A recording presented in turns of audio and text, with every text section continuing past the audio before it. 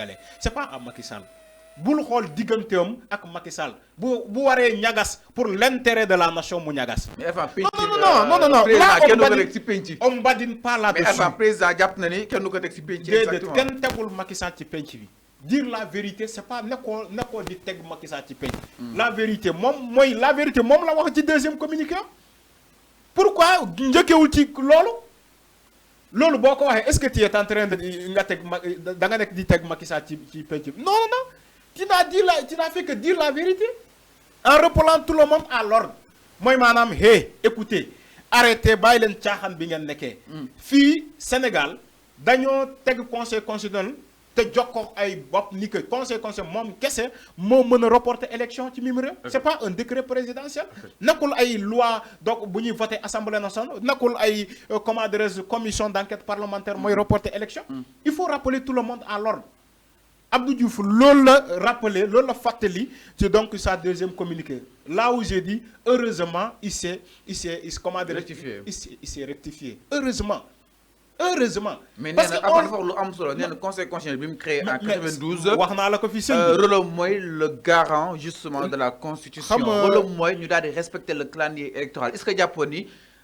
discours boobu noonu la waroon tenir en face yi nga xam ne que mu di le président Macky Sall et que loolu su ko teniree l'opinion internationale dinañ gën a bàyyi xel par rapport ak reporté gi nga xam ne te reporté nañ ko élection yi loo xam ne ñu si ëpp jàpp ne ni teguwul si yoon jaaduwul yoon te itam xel mënu ko xalaat. xam nga sëñ bi xam nga Abdou Diouf ak Abdoulaye Wade Abdou Diouf man j'ai compris que comme il a vu comment dire la CEDEAO communiquer il a vu. Le département d'État américain communiqué. Washington. Il a vu tout le monde communiquer. Il n'a pas eu le choix. En fait, que Abdou Diouf n'a pas eu le choix donc de rester à fond. Mota, il a reçu tellement cette pression interne. Mota me dit non, attends, et comme tout le monde est en train de parler, de s'intéresser sur la politique sénégalaise, des médias suisses, donc tiré sur donc cette nouvelle politique de Macky Sall. Abdou Diouf a dit bon, peut-être il n'avait pas le choix. Il faut que mu wax ci mbir moomu. moo tax ma gis ko moo tax ngeen gis ko mu wax parce que il a reçu une pression interne c'est ça la réalité. Donc moo tax ma ne la Abdou Diouf tey il n'a pas à se cacher derrière woy waxtaan nañu ak Macky Sall non jamono bii nii nakul ci waxtaan nañu ak Macky Sall déedéet xam nga ban jamono lañ toll. mooy maanaam sortie des communiqués parler publiquement ci jamono boobu lañ toll. képp ku bëgg a wax na ko wax publiquement ñi xam sa position. nekkul ñu ci ay lakatu ni ay jouer le jeu. mais enfin le jeu non. dama ne entre chef d'État gis nga jamono bii nii ñëpp a nekk di wax ci kaw. loo c'est-à-dire que loo ne waxtaan na ak moom déggu la mais wax ko ci kaw booba léegi Abdou Diouf devait communiquer depuis les événements de mars 2021 ba léegi. defu ko Abdoulaye devait le faire defuñu ko mais pourquoi. C'est ça les interrogations. Ne serait-ce qu'un minimum de respect envers ce peuple sénégalais. Nous communiquons massaw ci les événements de mars 2021 ba léegi. Mais mars 2021 ba léegi ñoom ñu ngi doog a wax. Et vous croyez que maintenant les Sénégalais vont applaudir parce que wax nañu. Mais dañ lay fàttali. Pourquoi ce moment de silence boobu ba léegi waxoo. Mais Abdou Diouf il doit respecter le peuple sénégalais un minimum de respect. C'est ça la réalité. Mais donc su ma ñëwee non c'est rectifié tardivement il a fait tardivement man dama koy jàpp ni que il l'a fait tardivement. Maintenant comme on le dit il n'est pas trop tard pour bien faire. dama ko koy nangul dama ko koy accepter c'est pas grave. Maintenant su ma ñëwee ci le conseil constitutionnel xam nga mës naa la fii ne auparavant les élections sont gérées par la Cour suprême.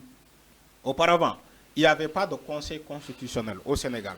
Les élections sont gérées par la Cour suprême elle-même. Abdou Diouf moo ñëw jusqu'en 92 Abdou Diouf a proposé la création donc du conseil constitutionnel. mos naa la ko wax fii ci jamono parrainage bi. Je suis revenu sur la création du conseil constitutionnel. ma ne la Abdou Diouf moo créé le conseil constitutionnel en 1992 mu jël élection yi ci loxo Cour suprême daal di ko jox.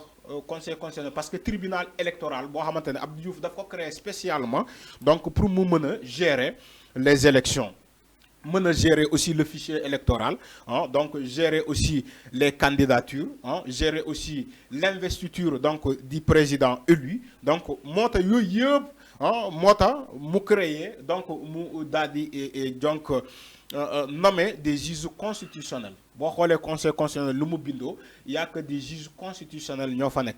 Ay juges yoo xam ne dañoo am expérience tellement que nakul ni nit ñi les simple caaxaan ni la ñuy jëlee juge daal di ko tàbb ci conseil yóbbu ko ci conseil du noonu. Donc juge balaa ñu lay yóbbu ci conseil constitutionnel dafa am maximum de nombre d'années d'expérience bi ngay am, donc pour ñu mën a mesurer ni que di nga am la capacité donc de gérer cette institution. Alors c'est exactement. Moo tax Abdou Diouf. Allez-y. Donc Mota Abdou Diouf fateli donc sur la création et l'objectivité donc aussi du conseil constitutionnel pour fateli ko ñëpp ñoo xamantene peut-être amana xamuñu parce que bo gisee assemblée nationale ni def ni amana beaucoup de députés xamuñu le rôle du conseil constitutionnel parce que man dama koy jappé non parce que bu féké xam nañu le rôle du conseil constitutionnel tay duñu dem di naan di fëgg ci dënn di wax ay wax report. Alors que conseil constitutionnel ñu xam ni que ñoom seen loi boobu loi caaxaan la loi ak seen décret bi yëpp conseil constitutionnel moo koy examiner conseil constitutionnel moo koy examiner ba xam ni que loolu donc mën naa donc gàntal randal élection wala mënul randal élection. Moo tax Abdou Diouf fàttali ko démb pour ne leen attention fii Sénégal seul conseil constitutionnel moo mën a wax le droit mooy maanaam.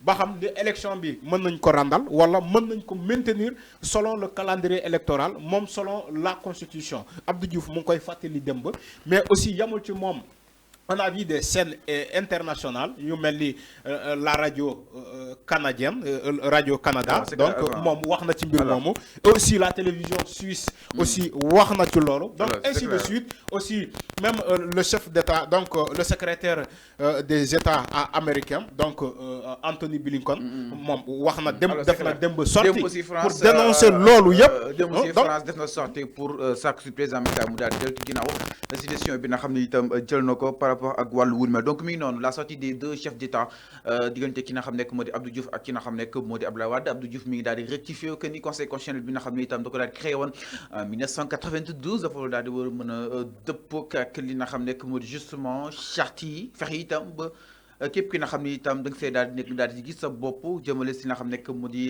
la présidentielle de 2024 exactement. Alors avant on va poursuivre pour ñëw exactement si leneen par rapport ak li nga xam nekk modi le conseil toujours qui doit se prononcer sans doute après l'examen justement des 36 recours déposés sur sa table exactement. Alors le conseil constitutionnel est à l'écoute des Sénégalais ñëpp ñu koy daal déglu xol exactement ana yeen décision daal di yékki ginnaaw rek président Macky Sall daal di jëlee décision daal di abroger li nga xam ne que moo di justement lu daal di ñeel li nga xam ne que moo di le décret fixant la présidentielle de 2024 du 25 février. Alors le conseil constitutionnel tey war na daal di war a mën a addu quoi qu'on puisse dire peut-être plus tard peut-être ce mercredi leen daal di waxoon que ni il avait une semaine pour justement alors tey lan ngay xaal concrètement c'est sage daal di ñëw wax lu bëri parce que beaucoup de choses jaar na fi entre li nga xam ne que moo di justement ces accusations liées à la corruption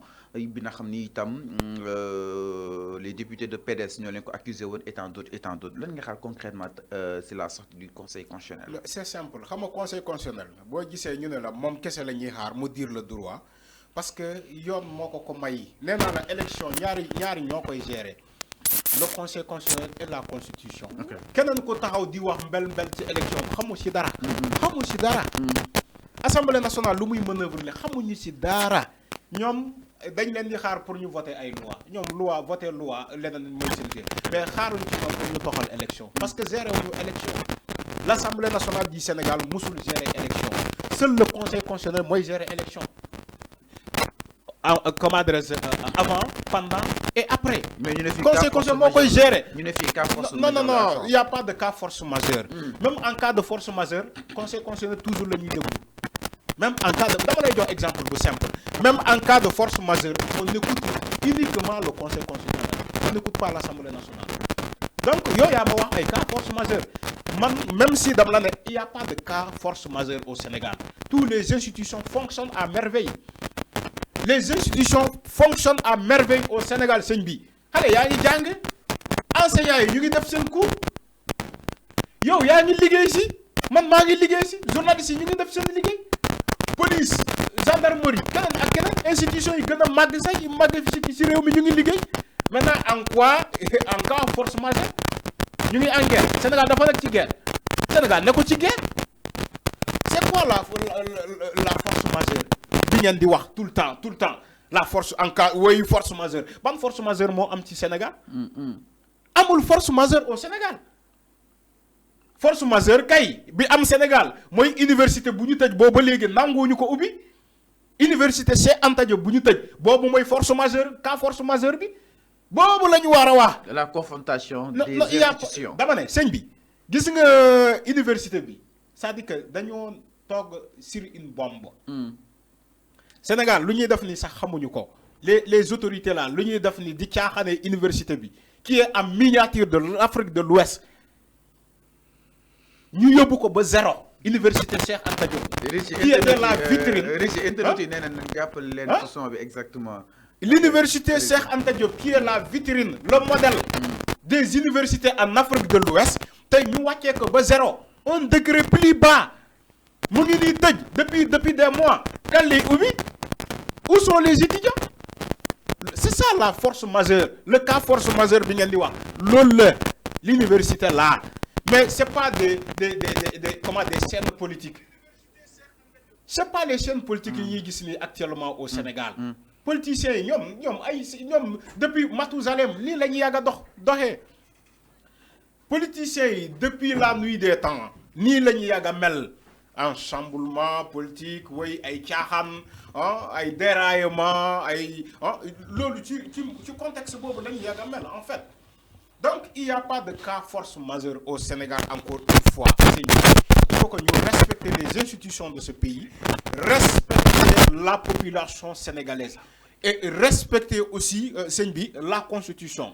il faut que ñu respecter la constitution moo tax ma ne la tey le conseil constitutionnel ñu ngi koy xaar vraiment mu wax le droit on attend à ce que le conseil constitutionnel mu wax le droit donc man gisuma fii keneen koo xamante ne moom mën na wax au nom du conseil constitutionnel wala mën na jël donc les faits à la place du conseil constitutionnel man gisuma ko fii même assemblée nationale ci caaxaan bu mu nekk nii ci jamono bii nii dafa nekk ci caaxaan simplement donc même est-ce que ça va aboutir c'est des interrogations c'est des questions seen commission d'enquête parlementaire ba est-ce que ça va aboutir est-ce que dina antu c'est ça la réalité loolu moo lay wone ni que caaxaan dong la caaxaan lañ fa nekkee loolu caaxaan la assemblée nationale commission d'enquête bu mu war a ubbi ci tëj bu ñu tëj université bi dafa war a ubbi commission d'enquête ci loolu ba pare ubbi commission d'enquête ci les incidents de mars 2021 ba juin